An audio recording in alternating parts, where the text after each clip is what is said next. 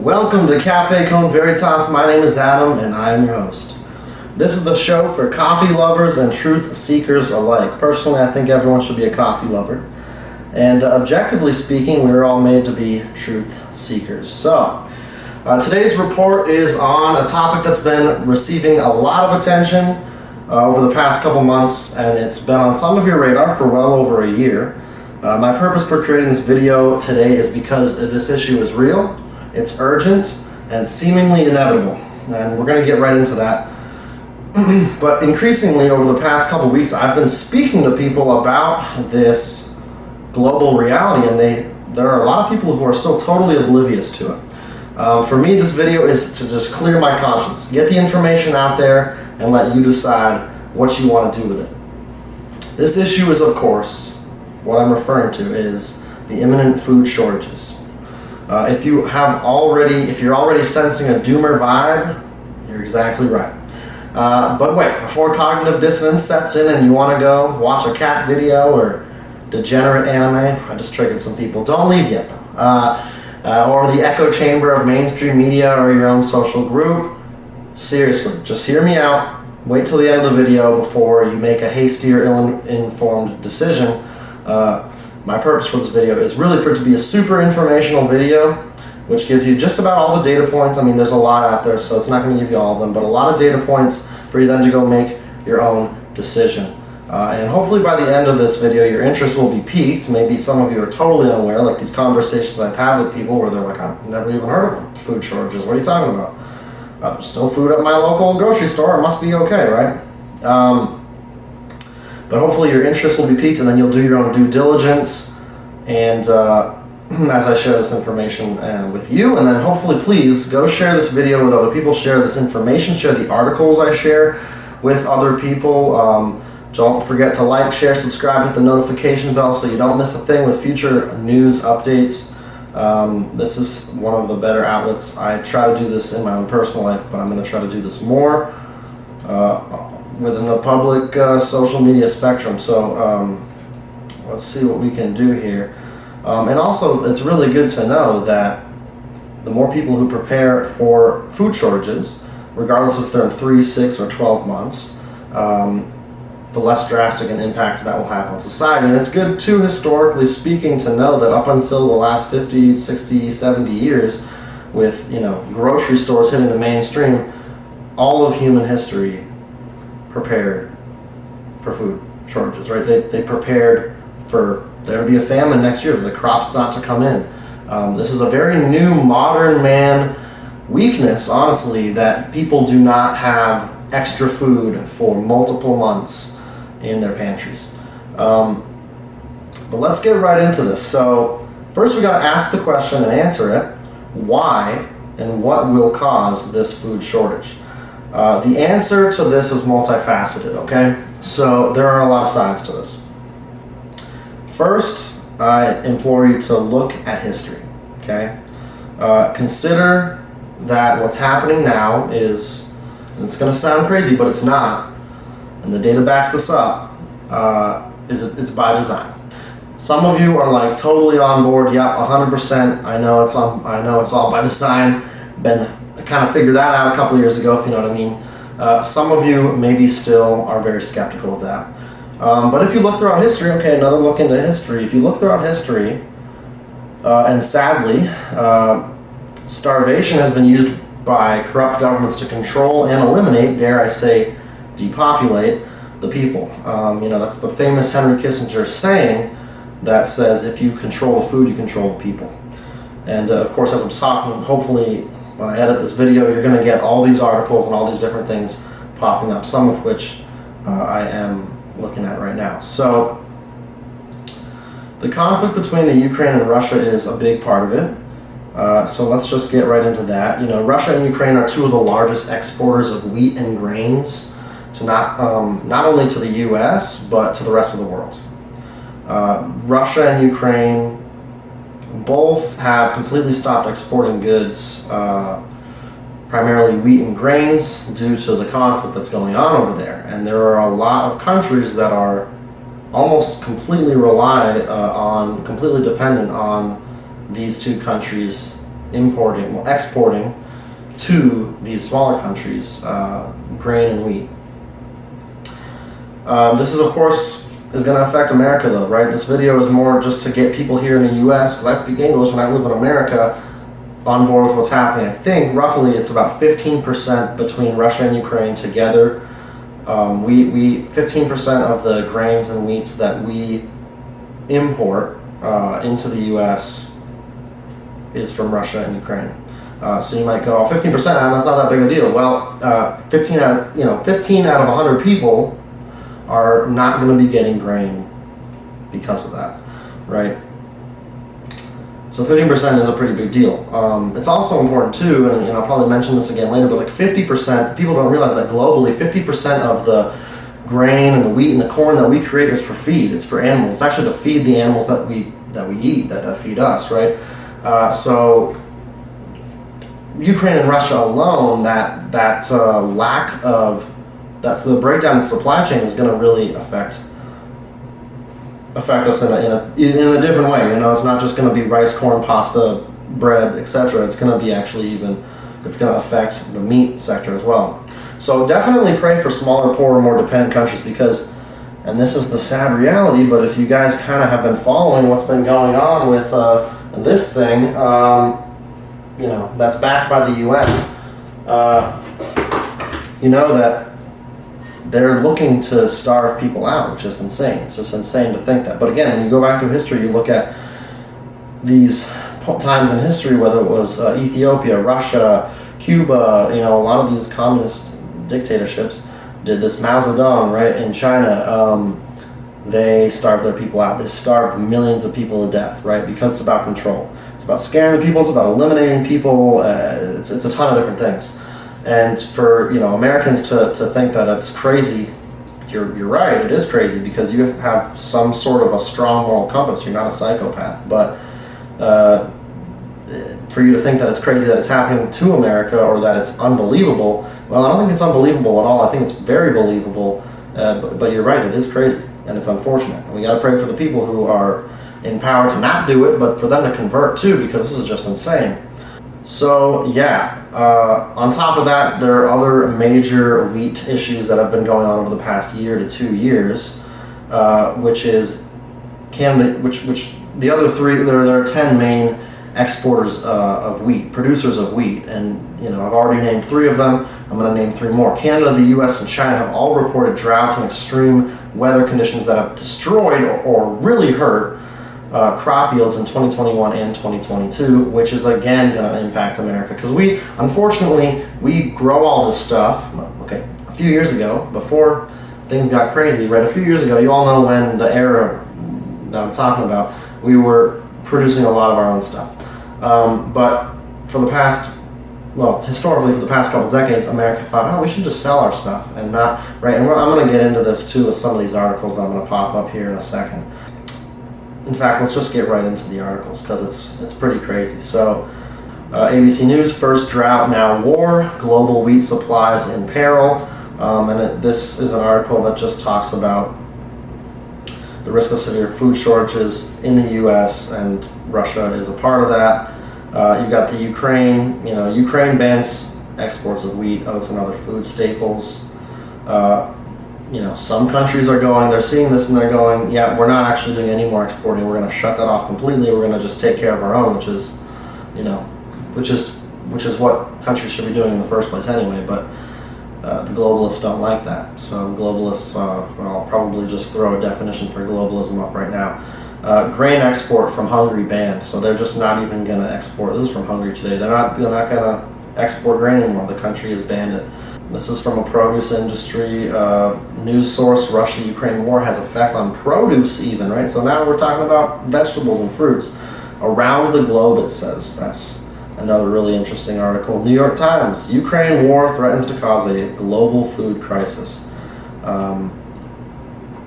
These are articles that people have missed over the past couple months. I'm kind of trying to show you everything that I've been following, saving, and finding. These foods could soon be in short supply due to the war in Ukraine. This is from Euronews.green. They go on to talk about all the different grains and all the different things like meat. And then here I just want to show this chart, which shows world wheat production and the exports. So you see how Russia creates a ton of wheat, and they export a lot of it. They actually export a majority of it. Canada's right there, which we talked about. America right there. Ukraine right there, and China. But look at what China does. They don't export that much. They keep a lot of it for their own. And we're going to talk about that too right here, actually, with this article, which talks about how China has, in 2021, they were already starting to store up corn and grain for their own people. So they saw this coming. For some reason, or for one way or another, they saw this coming. So they already started storing up. They focused on themselves. But if you look at that chart that I just had up there, world wheat production and exports are, China doesn't do a lot of that, right? They don't do a lot of that. In fact, if you read that Reuters article, they talk about how China actually was buying from some of these other people. It's pretty crazy. Anyway, in other videos, we'll talk about what China's been planning, because that's also a little bit alarming too, and the media is not talking about that as well. Maybe Tucker Carlson, he might be talking about it. He's one of the only ones out there on the probably the only one on the mainstream media who's talking about that. So again, you can even go to the U.S., the USDA, the United States Department of Agriculture. They release these little statements about the world agricultural supply and demand, and they even mention in this one, and I'll probably throw this up there too, that there are lower supplies, reduced consumption, lower trade, lower ending stocks for wheat, and that there have been reductions that have now, and this is kind of interesting because we're starting to see it now, it's being reported, but this was in the beginning of June, that it's already starting to affect Sri Lanka and Argentina as two major, they're like kind of like second world nations, right? Not third world nations, second world nations, like middle income countries. They have less food, seed, and industrial use, lower feed amounts. So that's actually something that I'm going to mention as well, is that Sri Lanka, this is becoming pretty big, is they're having fuel, feed, and fertilizer shortages, which has caused them to shut down major industries like the education industry. They seem to go pretty much all year long with school. They sent everybody home to do at-home schooling because it didn't make sense for them. They have that bad of a fuel shortage. They don't have enough gas for people to commute back and forth to work, and for kids. And it's even reported too that kids weren't even able to have school lunches. So they had to, before they sent everybody home, they actually had to tell kids that you have to bring food from home.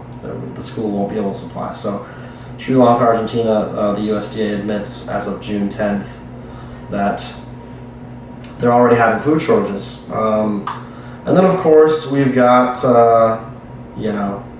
even USA Today, which is MSN, that's a globalist company. Biden and the G7 leaders will try to prevent millions from starving to death after war in Ukraine dramatically escalated food shortages. So they're admitting it, and then it's kind of crazy because you see Biden admit, right here in the Western Journal, Biden finally commits to fighting food shortages, but there's one catch: it's in other countries. So he says we're going to take $331 million and we're gonna commit this to helping fight food shortages in other countries, not America. So it's all one big, for people to not really realize that it's all by design. It's you really have to put a lot of blinders. They're pretty much in your face at this point. Cheers, let's get some coffee. Oh, dang, I needed that. Okay, so, at first, let me think about how I can say this. If that was it, I don't know if I'd be making this video if it was just about the grain and the wheat. I mean, that's still, even if it was just that, that's still going to be a severe problem.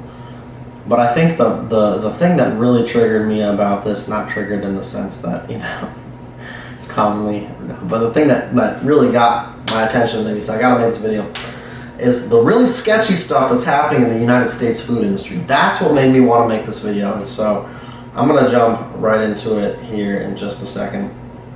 But again, please like, share, subscribe, comment.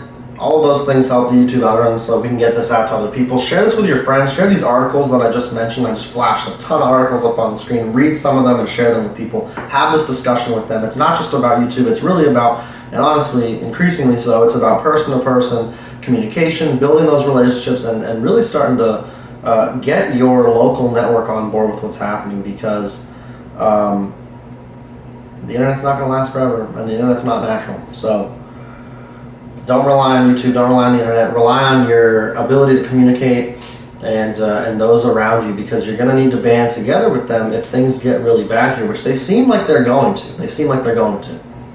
And this isn't like fear propaganda. This is just reality, and that's why I'm sharing this with people. This is a critical moment in U.S. history, one that we've never seen before, and for people to not just turn on Netflix and zone out and act like everything's okay. Like, you should have stopped acting like everything was okay in 2020. Okay, because I mean, that's when technocratic, tyrannical overreach happens. So try to fill that time that you have outside of, family life, church, work, with at least commit like an hour a day to doing some research about what's happening in the world. I wish that on a local level, all we had was the only things that affected us were the things on our local level, but that's not the case. Then we can't deceive ourselves into thinking, oh, it's just our local level. I don't have to worry about what's going on in Ukraine, Russia, Canada, China, etc. Chinatown, no, all of it. It all affects you. That's the point. That's the point. That's the point of this. That's the point of a globalized world, right? That's the point of that. That's globalization is one world. And they're coming out and they're saying it. They want a one liberal order, a new liberal, whatever it is, one world, one world government, new world order, liberal world order. I don't know. It's nonsense. But they're out there. They're saying it. And I think a lot of people are too asleep to, they either don't hear it, they don't know, or they don't know what it means. They think they're crazy. They think, well, he's senile, so he doesn't really know what he's saying. What? No. He knows what's going on. Okay, so let's look at the sketchy overabundance of food manufacturing facilities that have undergone mysterious sudden death and destruction, which is kind of like sudden adult death syndrome, right? That's that new thing. Maybe you haven't heard about that either. That's another thing that's just so mysterious. They have no idea what that is, but it's happening a lot. We don't. It's definitely not by design, not a coincidence. Something happened in the beginning of 2021 that's causing this sudden adult death syndrome. We'll talk about that in another video. Okay, going on a rant. Here we go. So, should be on your screen right now, you should be seeing a list of food production plants that have been destroyed since 2021. You'll notice that I highlight the first 9 or 10 are from 2021. Okay, so only 9 or 10. And then literally in less than 6 months during 2022, you've got 85, and it's more now. It's more now that have all happened in the last less than 6 months.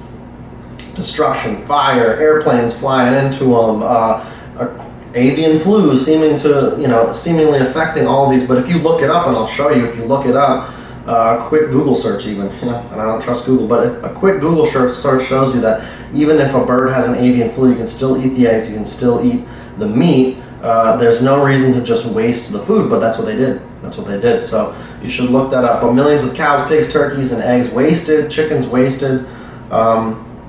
That should be fairly evident that we will experience the brunt of that, right? First of all, this has never happened in U.S. history. Second of all, the sheer fact that that's happening, is going to affect the prices and the availability of food.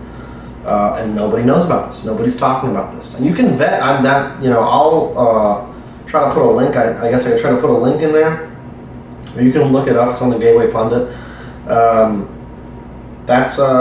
I'll put a link with the video. I'll put a link with the video so you can see it, or it'll be in the comments.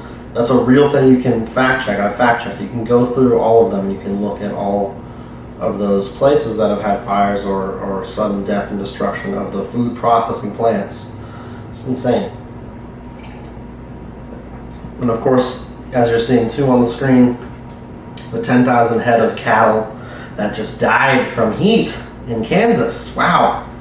I thought Kansas always got hot. I thought cattle were always in the heat. Isn't that what ranchers do in Texas? It gets pretty hot in Texas. Never heard of something like that happening, but it did. Very strange, but they don't want you to think about it. So don't think about it. Forget I even said anything. No, don't forget I said anything. Look into it. Okay? again, the point of this video is not to scare you. Maybe for you, I don't know who this is. You're in your 20s like me, your 30s, 40s, 50s, your grandma. I don't know who you are.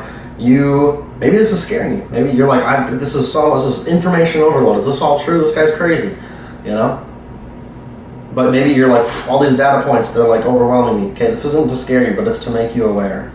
Okay, and there's a chance that we won't see food shortages, right? That's still a possibility. But I think knowing all this, it seems like we might see something, at least an increase of prices, right? Because if there's going to be scarcity, it's basic economics, right?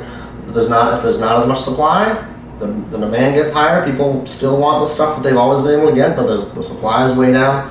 Then it's going to be more expensive. And then if it's not just that the supply is down, but then there's shortages, like it's not even there.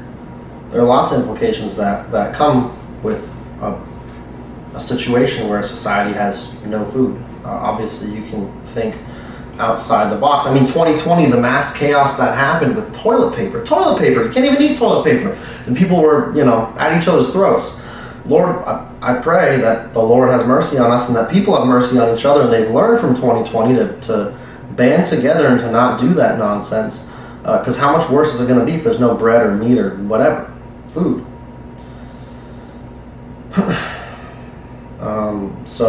And that's just a part of it. I'm not even done here, right? Don't forget, that's not just food shortages, but you and I are inevitably going to be in a world of hurt when hyperinflation, which already is hitting, from $4 trillion plus dollars, starts to affect the value of our U.S. dollar. You don't think it's going to affect the value of the U.S. dollar? Of course it is. Look at this graph that they released. This was a while ago that they released this graph that just shows you from 2020 this graph actually ended, I think it was in the beginning of 21, so there's probably more money that they've added since then. But this was a majority of the stimulus checks that the government gave out during the planned epidemic. And it's more money. It's more than 100% of the money that we received from 2014 to 2020. I mean, it's more than doubled since then. So it's crazy. It's just insane. And so that you don't think that's going to affect? Of course it is. I mean, inflation was already affecting us over that slight increase from 2014 to 2020. That huge shot up from the trillions of dollars we pumped we just printed all that money. It's gonna affect us. That's largely why gas has gone up too, because it's more expensive, and there's not a shortage per se. Like there's not enough in the world. Of course there is, but the supply chain has been heavily broken. You discern how God wants you to act, but I want to make sure you at least know these things. As I've said before many times, get 3 months of food to start with. You can do the freeze-dried thing. If you want to go the most inexpensive route, for about $100 to $120 per person, you can get all the food you need. I know you're going, $120 per person, that's a lot. I got a family of 4, I got a family of 6, or I got a family of 8, or whatever. This is your new insurance, okay? Food, you can't eat gold, you can't eat Bitcoin. Not that you want that anyway, it's plummeted. You can't eat Ethereum, you can't eat silver. You can't eat your 401k yet if you're not 60. So, and we can go into a whole thing about that. I don't think that this is your new insurance. So just think of it that way. 60 pounds of rice, 60 pounds of beans, 60 pounds of corn. If you can't get dried corn, which can be hard to find, get 60 cans of corn per person. I've told some people you can get like as low as 36 cans, because usually in a can you've got like 3.5 servings if you're to eat half a can a day. You want to make sure you got food. Just make sure you got food. But just make sure you know that, like, do the caloric calculations, because I did that, and 60 pounds of rice, beans, 60 pounds of rice, 60 pounds of beans, 60 pounds of corn, 180 total is the amount that your average man would need for 2,000 calories a day. So, for 90 days. It's the fastest, easiest, and cheapest way to get it. Again, if you want to store it more long, you can just get a big plastic tote, put all that stuff in there, boom, put it in a closet, make sure it's in a cool, dark area. Don't put it in your garage if you live in a hot state or it's hot in the summer. It will go bad faster. It will go bad potentially during the summer. But If you want to even go further, you can get like Mylar and stuff like that to throw it in there and seal it up, and it'll be good for up to 30 years. You can look all that stuff up here on YouTube or on Google. I don't think I'll do a video on that, but really important. Make sure you've got that for the people in your family. Just a couple more articles to mention, because there's just so much. There's so much out there, and I think it's really interesting. This is one of the last things I'll say. I think it's really interesting. You'll see this here on your screen. The Rockefeller Foundation president started a countdown back in April saying that all hell will break loose in 6 months. Okay, that's October. That's when all of these farmers, and again, do your own research, do more research. There are a lot of farmers and people in the food industry who are saying, yeah, we are probably going to have food shortages by Q3, Q4 of 2022. But Rockefeller Foundation comes out and says this, okay? Rockefeller Foundation, okay, it's just like at this point, if you realize that ABC, NBC, CNN, Fox News, they're all a part of the same big conglomerate. The UNWEF, okay, the guy who wrote this, right? Rockefeller, the Gil Bates Foundation, the Gil and Melinda Gates Foundation. You guys know what I'm talking about. Johns Hopkins, okay, there's lots of them. They're all together. It's all the same. It's all the same consortium. They all work together, and they predicted the last planned epidemic, if you know what I mean. Okay. It's also interesting that during the last planned epidemic in 2020, July of 2020, you've got here, as I'm going to show on there, a Rockefeller document called "Reset the Table." Okay, it talks about how the U.S. food system has a lot of problems, and we might see food shortages. So check that out. This book, again, as I've told many people, talks about how food crises are inevitable, just like this was inevitable too, right? It's insane. It's insane. So again, the data points are there. It is by design. People didn't believe this for a long time. I know a lot of people who have changed their mind. I'm hoping that this will change your guys' mind, or at least make you aware of what's going on. And that's pretty much it. I'd like to say I have more, but that was a lot of information in a small segment. So stock up on coffee, dried coffee. You can get that. You can get any sort of coffee. You can stock up on. It'll last a good 5 years if you don't do anything to it. Just keep it in a cool place. Put it in a freezer so long as we still have power. That's another thing we'll have to talk about. But put it in a freezer and it'll last even longer. Put it in a Mylar bag with an oxygen absorber, and you could have this. You could have the same cup of Joe in 30 years, when there will be robots controlling your life. But at least you'll have coffee, right? So no, get this news out there. Get people awake. Okay, we don't want to have the same crap that happened with the toilet paper shortages. Just totally inhumane. Human dignity goes out the window, and people are at each other's throats. We don't want that. The more people that prep. When the shortages come, which I think they will come, if it's not 3 or 6 months, it could be a year. It could be 2 years. Okay, it's gonna happen. It's part of their plan. It's a part of their plan. It'll be less. It'll be less bad, right? If everybody on your block preps, then you don't have to worry about some crazy people in your neighborhood breaking into your house when things get really bad. And so it's critical to think about. Also, the more you start to wake people up to the nonsense that the global elite think that they can just infringe on people's lives and control them, the better for humanity. Netherlands is a perfect example. Canada, when they had the truck convoys, perfect example. That did happen in America, not to as great a scale, and it was definitely not covered, but it did happen. And you're seeing people stand up, you're seeing people wake up to the infringement on our basic rights and our bodies. Let's just put it that way. You know what I'm talking about.